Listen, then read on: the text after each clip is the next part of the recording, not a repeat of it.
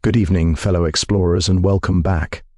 Tonight, we're looking at the complicated truths of ancient Greek fighting and the most romantically inspired military group in history, the Sacred Band of Thebes. Picture this. In 378 BCE, a Theban general named Gorgidas created what was basically history's first military matchmaking service. He purposely recruited 300 top warriors and organized them into 150 romantic couples. Not friends, not battle buddies, but actual lovers. And here's the amazing part. This army of boyfriends went on to stay completely unbeaten for the next 40 years, changing ancient warfare and scaring their enemies so badly that when they finally died together at the Battle of Terrorized, even their conqueror cried over their bodies. You see, the most successful military unit in ancient Greece was powered by something far more personal and far more powerful, men who would literally rather die than look like cowards in front of their boyfriends. The Spartans, those supposedly unbeatable warriors we've all heard about, the Sacred Band beat them so badly at the Battle of Leuctra that Spartan military power never recovered. And they did it using a weapon the Spartans had never faced, weaponized romance. The archaeological evidence is still there today. 254 skeletons found buried in neat rows beneath a monument that their enemies built to honor their bravery. But the really interesting part isn't just that they existed. It's how they completely flipped everything we think we know about love, war, and human motivation. Because it turns out that when you're fighting to protect the man you love most who's standing right beside you in battle, you become capable of things that just duty or fear could never inspire. But before we dive into these interesting complexities together, please take a moment to like this video. If you enjoy having your assumptions about ancient warfare gently examined, subscribe to join our growing community of curious nighttime historians, and drop a comment to let us know where you are listening tonight. I love to hear where in the world you are. Now then, shall we dim the lights, settle in with whatever helps you unwind, and explore the genuinely fascinating reality of history's most effective army of lovers? Chapter 1. The Romantic Misunderstandings of Ancient Warfare. Now that we've established just how revolutionary the Sacred Band actually was, let's explore why their story seems so impossible to our modern way of thinking. The truth is, we've inherited some rather strange ideas about how ancient warfare was supposed to work, and most of them would have left the Greeks scratching their heads in confusion. Our modern idea of the ideal warrior, calm, emotionally detached, motivated purely by duty and professional pride, would have struck ancient Greeks as not just wrong, but dangerously foolish. We imagine ancient battlefields filled with serious-faced soldiers who kept their feelings locked away, who saw emotional attachment as a weakness, who fought best when they had nothing personal at stake. This misunderstanding comes partly from our own military traditions, which for centuries emphasized the importance of discipline over passion, hierarchy over personal bonds, and institutional loyalty over individual relationships. We've projected these relatively modern ideas backward onto ancient cultures that operated according to completely different principles. The Romans, for instance, certainly contributed to this misunderstanding. Roman military writers like Vegetius emphasized discipline, training, and systematic organization, qualities that medieval and modern military thinkers found admirably practical. What they forgot was that the Romans were actually copying Greek innovations, often without fully understanding the psychological insights that made them work. Hollywood hasn't helped matters either. Our popular image of ancient warfare comes largely from films that prioritize individual heroics over unit teamwork, spectacular combat over tactical innovation, and dramatic speeches over the quiet intimacies that actually motivated ancient warriors. We see Achilles brooding alone in his tent, not Achilles devastated by the death of his beloved Patroclus and transformed by grief into an unstoppable force of vengeance. But here's what's really fascinating. The Greeks themselves wrote extensively about the military uses of love and emotional attachment.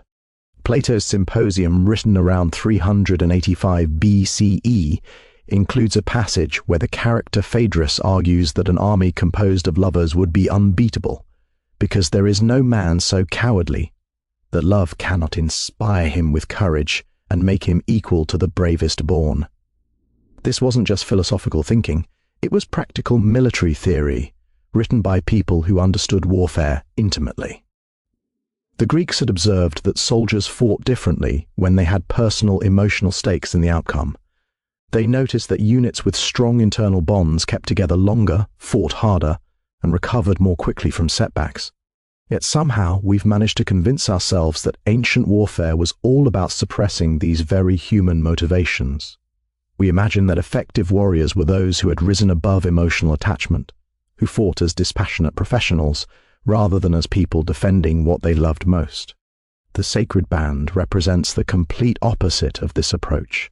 They didn't just acknowledge the power of emotional bonds, they made those bonds the foundation of their entire military system. They understood something that we've largely forgotten, that people fight hardest not for abstract ideals, but for the specific individuals they can't bear to lose.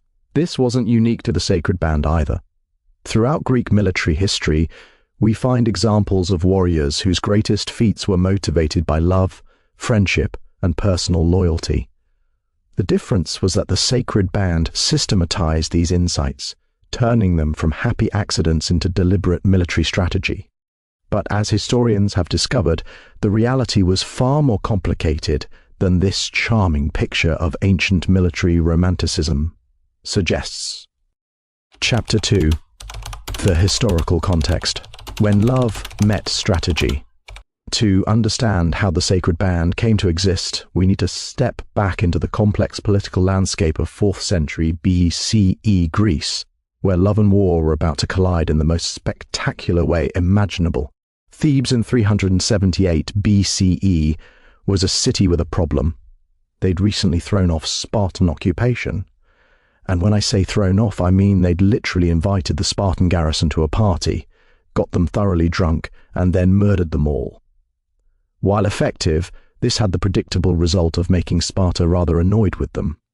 The Spartans, you see, were not known for their sense of humor about such things. The broader Greek world was in chaos. The Peloponnesian War had ended with Sparta's victory over Athens, but Spartan dominance was proving unpopular. City-states were forming and breaking alliances faster than modern reality TV relationships. Into this political mess stepped Thebes, newly independent and desperately needing a military advantage. This is where our story gets deliciously Greek in its complexity. The Thebans weren't just facing a military challenge, they were facing a cultural one. Sparta's military reputation was built on the idea that their warriors were the ultimate professionals, trained from childhood in nothing but warfare, freed from the distractions of family life and emotional attachments. The Spartan warrior was supposedly a perfect fighting machine, unburdened by sentiment. Gorgidas looked at this model and essentially said, what if we tried the exact opposite? What if instead of eliminating emotional attachments, we weaponized them? What if the very thing that Spartans saw as weakness could become Thebes' greatest strength? The philosophical groundwork was already there. Greek culture had long celebrated the educational and character-building aspects of same-sex relationships between older and younger men. The Erastus Eromenos system wasn't just about romance, it's about mentorship with the older partner responsible for the younger one's military, moral, and intellectual development. It was in essence a formalized system for creating the perfect warrior-scholar partnerships. But here's where it gets really interesting. From a military perspective, the Greeks had observed that men fought differently when they had something personal to protect. Not just their city or their honor in the abstract, but someone specific standing right next to them. Someone whose opinion of their courage mattered more than life itself. Plutarch, writing centuries later, captured the psychology perfectly. A band cemented by friendship, grounded upon love, is never to be broken and invincible, since the lovers are ashamed to be cowardly in sight of their beloved, and the beloved, before their lovers, willingly rush into danger for the relief of one another. Think about the tactical implications for a moment. In ancient warfare, the greatest danger was always the moment when a formation began to break, when individual soldiers faced with overwhelming odds decided that discretion was the better part of valor and started backing away. But what if each soldier in your formation would literally rather die than appear cowardly in front of the person they loved most? What if retreat meant not just personal shame, but disappointing your beloved and potentially leaving them to face the enemy alone? The Spartans had tried to solve this problem through harsh discipline and cultural conditioning. The Thebans decided to solve it through romance. And frankly, from a purely practical standpoint, the Theban approach sounds considerably more pleasant. Understanding these broader forces helps us make sense of what daily life actually looked like for these most unusual of warriors. Chapter 3: Daily Life in History's Most Romantic Army. Now, you might be wondering what exactly it was like to be part of an elite military unit where you're commanding. Officers had essentially institutionalized your love life. The answer, as it turns out, is both more complex and more charming than you might expect. The Sacred Band wasn't just 300 men who happened to be in relationships. They were 300 men whose relationships were considered a crucial part of their military training. The pairing process itself was apparently quite systematic. The older Erastes, typically in their 22nds or early 32nds, would be matched with younger Eromenos, usually teenagers or men in their early 20s, but this wasn't random.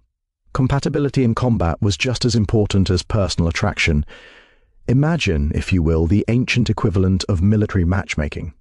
Potential pairs would be evaluated not just on their feelings for each other, but on how their fighting styles complemented each other, whether their personalities would create effective battlefield communication, and whether their physical capabilities would work well together.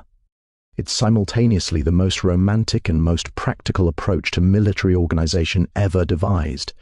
The daily routine of the Sacred Band would have been familiar to any elite military unit, with some distinctly intimate modifications. Morning physical training wasn't just about individual fitness. It was about learning to move as perfectly synchronized pairs. Weapons practice involved not just mastering your own spear and shield, but understanding exactly how your partner moved, where he would be in any given moment of combat, how to protect his vulnerable side while he protected yours. But here's where it gets really interesting, the educational component. Remember, the Erastes wasn't just a romantic partner. He was also a mentor. So combat training was interwoven with discussions of philosophy, poetry, politics, and military theory. Picture these: warrior couples spending their evenings not just gazing into each other's eyes, but debating the finer points of Homeric warfare or the latest tactical innovations from other city-states. The Greeks took the intellectual development of their warriors very seriously, and the Sacred Band represented the pinnacle of this approach. These weren't just soldiers, they were warrior philosophers, each pair representing a complete educational and military partnership. The older partner was responsible for the younger one's development, not just as a fighter, but as a citizen and a thinking human being. Training exercises would have been elaborate affairs.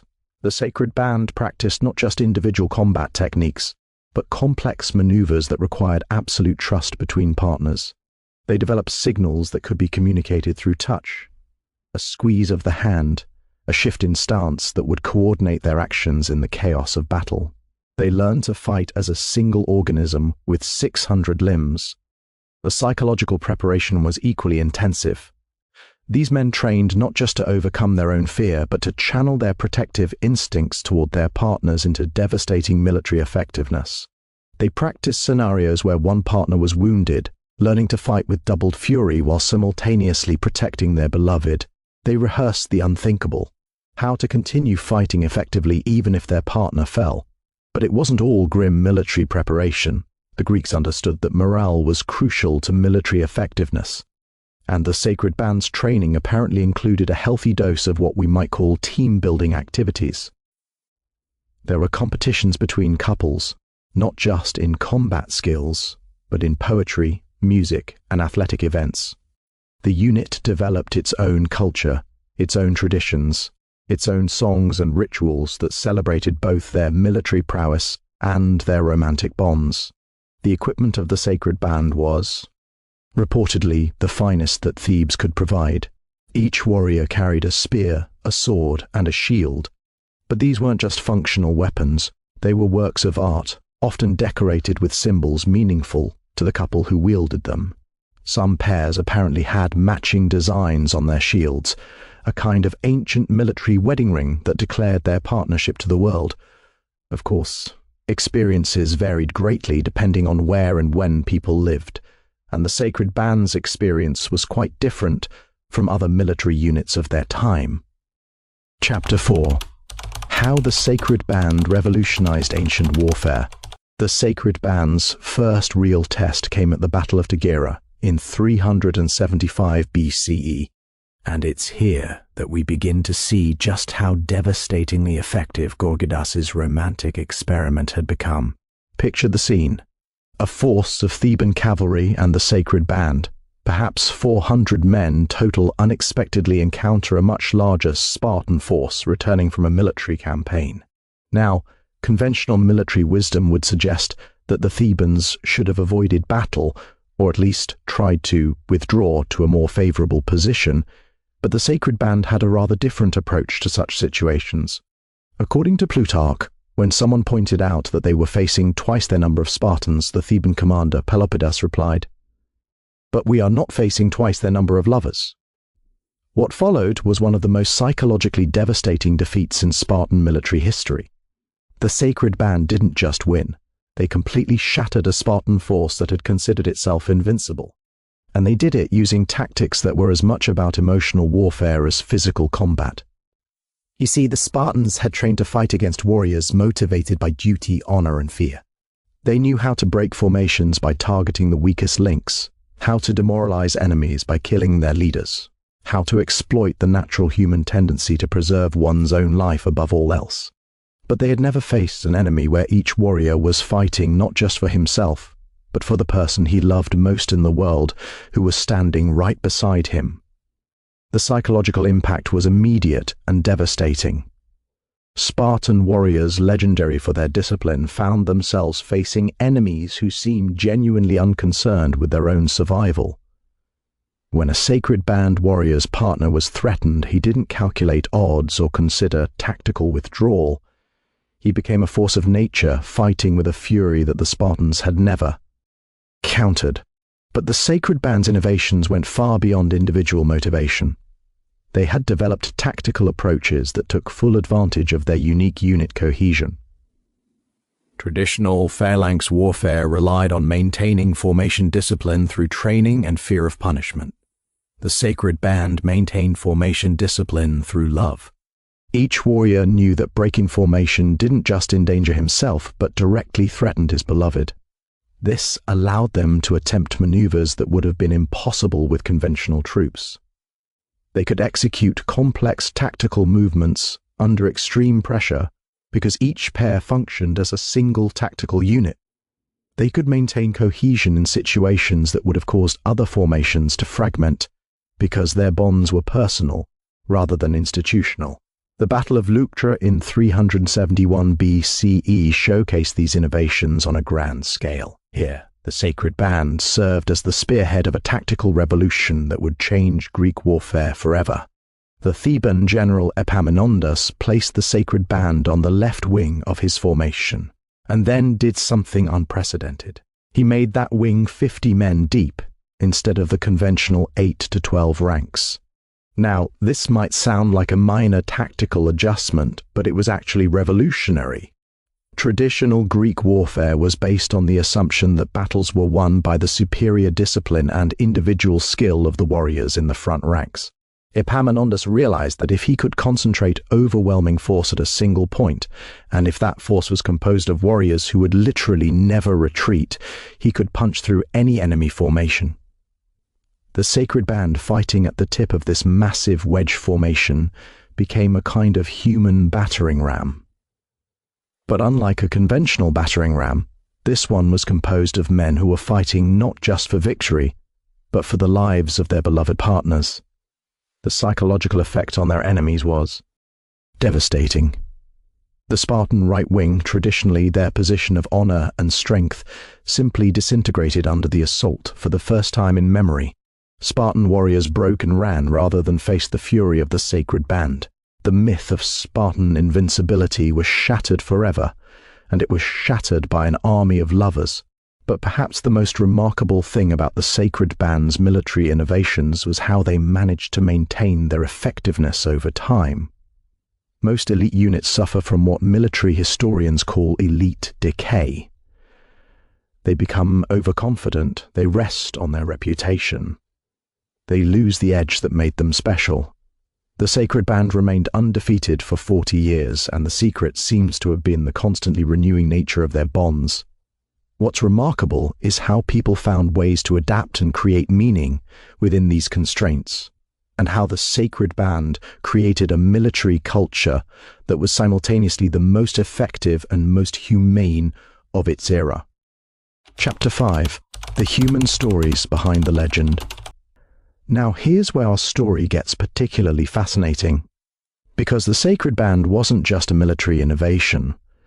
It was a collection of 300 individual love stories, each playing out against the backdrop of ancient Greek warfare.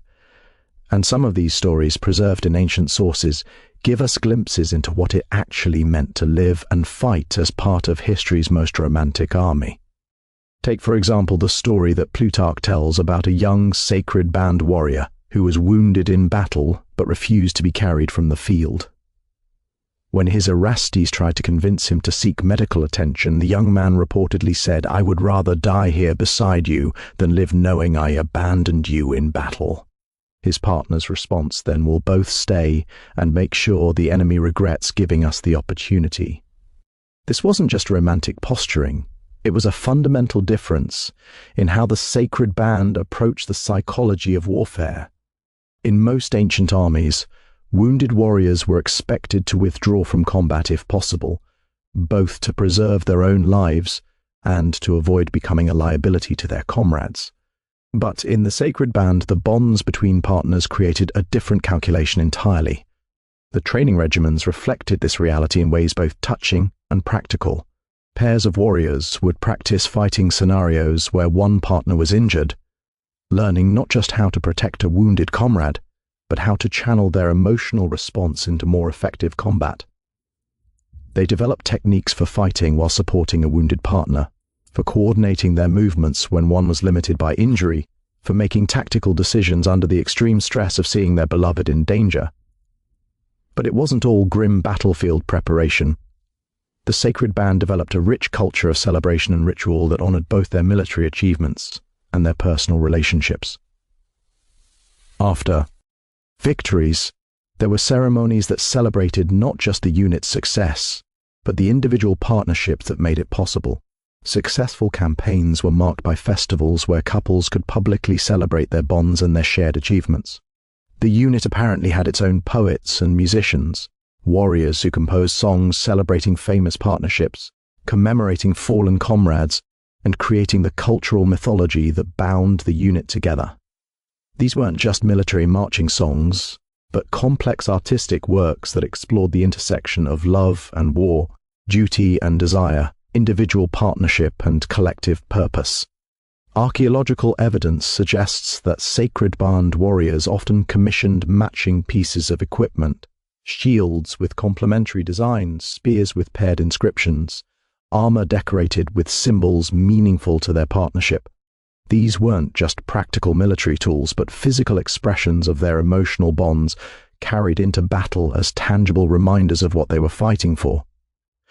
The Greek historian Xenophon, who was generally critical of Theban military innovations, grudgingly admitted that the Sacred Band had achieved something unprecedented in military organization. They had created a unit where individual motivation and collective effectiveness were perfectly aligned, where personal emotional investment enhanced rather than compromised military capability. But perhaps the most remarkable aspect of Sacred Band culture was how they handled loss. In any military unit, the death of comrades is a constant reality. But for the Sacred Band, each battlefield death was also the destruction of a love story. The unit developed elaborate rituals for honoring fallen partnerships, ceremonies that celebrated both the military service and the personal bonds of the deceased. Surviving partners weren't just given time to grieve, they were integrated into new partnerships with other survivors, creating extended networks of relationship and mutual support. The Sacred Band understood that their effectiveness depended not just on individual partnerships, but on the entire unit functioning as a kind of extended family of warriors and lovers. The daily life of these warriors included regular philosophical discussions about the nature of love, duty, and sacrifice. These weren't abstract academic debates, but intensely practical conversations about how to live and fight effectively when your deepest personal relationships were also your professional partnerships. How do you maintain romantic intimacy when you're also military colleagues? How do you balance protective instincts with tactical necessity? How do you prepare emotionally for the possibility that the person you love most might die in battle beside you? The Sacred Band developed sophisticated answers to these questions, creating a military culture that was simultaneously more emotionally intense and more psychologically sustainable than conventional approaches to warfare. They understood that acknowledging and channeling emotional bonds rather than suppressing them could create unprecedented levels of unit cohesion and combat effectiveness. This brings us to consider why we might romanticize these periods and what we can learn from this complex reality of love, war, and the most successful military experiment in ancient history.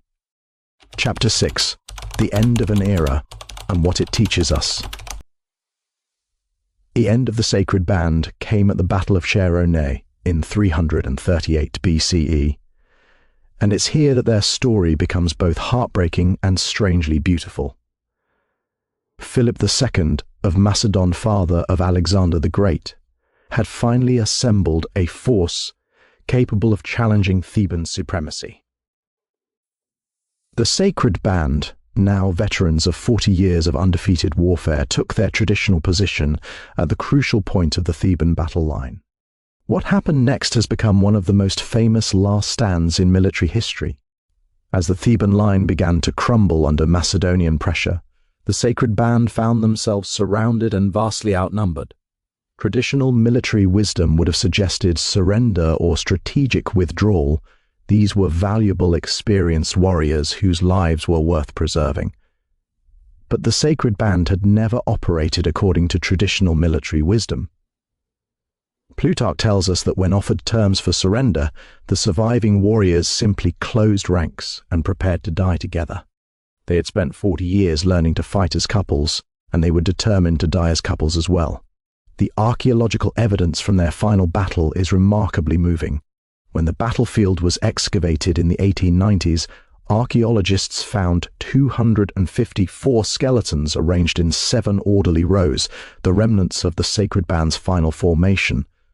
But what made the discovery particularly poignant was that many of the skeletons were found with arms intertwined, suggesting that these warriors had died holding each other. Philip II himself was reportedly moved by the sight of the Sacred Band's last stand. According to ancient sources, when he surveyed the battlefield after his victory and saw the bodies of the Sacred Band warriors, he wept and declared, "Let no one speak ill of these men, for they died as lovers and as warriors." He ordered that a monument be erected over their mass grave, the Lion of Charonea, which still stands today. But here's what's particularly fascinating about the Sacred Band's legacy. Their military innovations didn't die with them. Philip II and his son Alexander the Great carefully studied Theban tactical methods, incorporating many Sacred Band innovations into their own military system. The Macedonian companion cavalry, Alexander's elite unit, was organized around principles of personal loyalty and emotional bonds that owed a clear debt to Sacred Band methodology. The psychological insights that made the Sacred Band so effective, that personal emotional investment could enhance rather than compromise military effectiveness, that unit cohesion based on love could be stronger than unit cohesion based on fear or duty. These ideas influenced military thinking for centuries. Modern military organizations have rediscovered many of these principles, though usually without acknowledging their romantic origins. The emphasis on unit cohesion, the understanding that soldiers fight primarily for their comrades rather than for abstract ideals, the recognition that emotional bonds can be a source of strength rather than weakness, all of these insights can be traced back to that innovative Theban general who decided to weaponize love. But perhaps the most important lesson of the Sacred Band isn't military at all. It's about the human capacity to find meaning, purpose, and effectiveness through emotional connection. In a world that often treats love and practical achievement as opposing forces, the Sacred Band demonstrated that they could be perfectly complementary. As our story concludes tonight, think about how the Sacred Band challenges our modern assumptions about the relationship between emotion and effectiveness, between personal relationships and professional achievement, between love and duty. They created a model of human organization where individual fulfillment and collective success were not just compatible but mutually reinforcing. The story also reminds us that human innovation often comes from the most unexpected sources. The greatest military revolution of the 4th century BCE didn't come from new technology or superior resources. It came from a deeper understanding of human psychology and the power of emotional bonds. Why do we find their story so compelling today?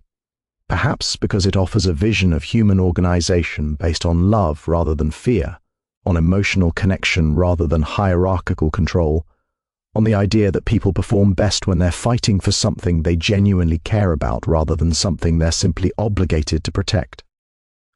The Sacred Band represents a road not taken in human organization, a demonstration that societies can be built around principles of mutual affection and shared purpose rather than dominance and submission.